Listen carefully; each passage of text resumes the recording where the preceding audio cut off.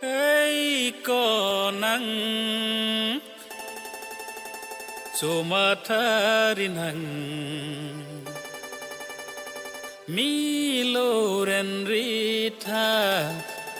nangarta velang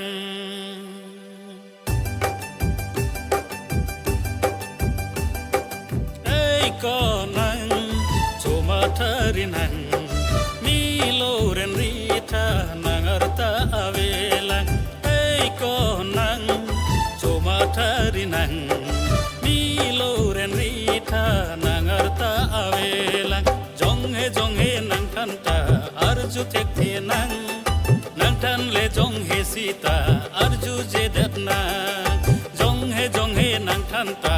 arju tekte nang tan le jong he sita arju je datna nang miloren rita nangarta avela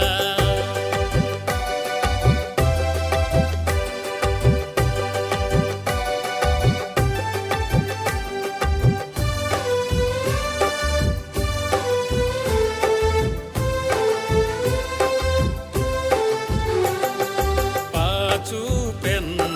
nang than lo nang pha nang than ta arju thekhe na polo non nang miloren ka non ke nang phu hamja mobile phone ta odun lang lang chevek dun jambo ronger ha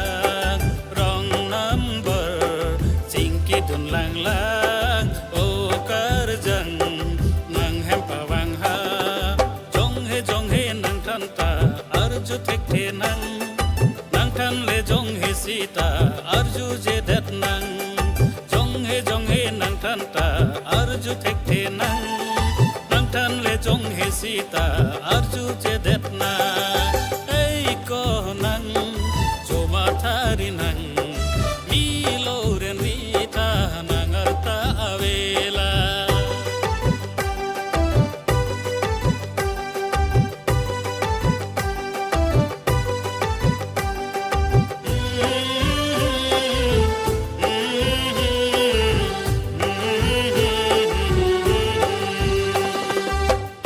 pelang doan ta bondok sipila